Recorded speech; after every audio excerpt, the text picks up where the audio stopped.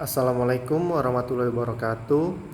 Saya Rani Widiatno, NIM 1805113611, kelas PKO 6A dengan mata kuliah Biomekanika dengan dosen pengampu Rola Anggalardika, SPD MPD AIFO P. Baiklah, di sini saya akan menjawab 3 pertanyaan yang telah diberikan oleh Bapak. Yang pertama itu apa itu kecepatan, yang kedua rumus kecepatan, yang ketiga itu ada berikan 2 contoh tentang kecepatan.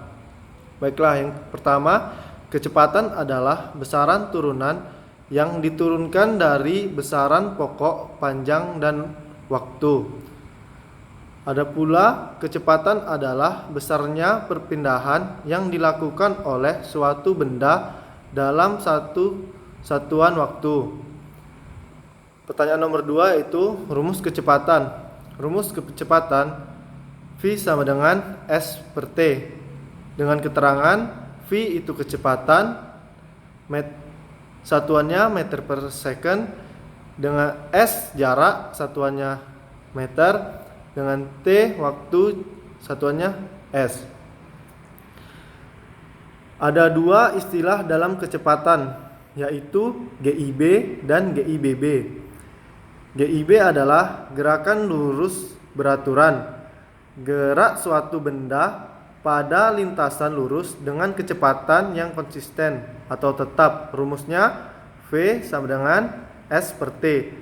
Sedangkan GIBB adalah gerak lurus berubah beraturan, gerak lurus suatu objek dengan kecepatan perubahan yang tetap terhadap waktu. Rumusnya itu ST sama dengan VO dikali T ditambah setengah AT kuadrat, atau ST sama dengan VO ditambah AT. Dengan keterangan ST jarak pada waktu tertentu dengan satuan M, sedangkan T yaitu waktu, satuannya S, VO itu kecepatan awal, meter per second, dengan A itu percepatan, meter per second. Lanjut ke pertanyaan ketiga. Contoh soal yang pertama, Aulia berlari pada lintasan lurus dan menempuh jarak 100 meter dalam 10 sekon. Tentukan kecepatannya. Jadi di dalam soal itu diketahui yang pertama S-nya 100 meter dan yang kedua T-nya itu ada 10 second. Sedangkan yang ditanya itu F. Jadi kita pakai rumus F. F sama dengan S per T. Jadi F sama dengan S-nya itu 100, T-nya itu 10, jadi 100 per 10. Jadi jawabannya S sama dengan 10.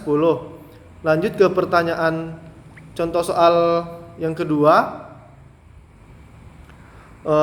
Seorang atlet lari jarak jauh berlari dengan kecepatan 40 meter per second. Setelah 4 detik, berapakah jarak yang ditempuh oleh atlet tersebut jika dipercepat 3 meter per second dan diperlambat 2 meter per second?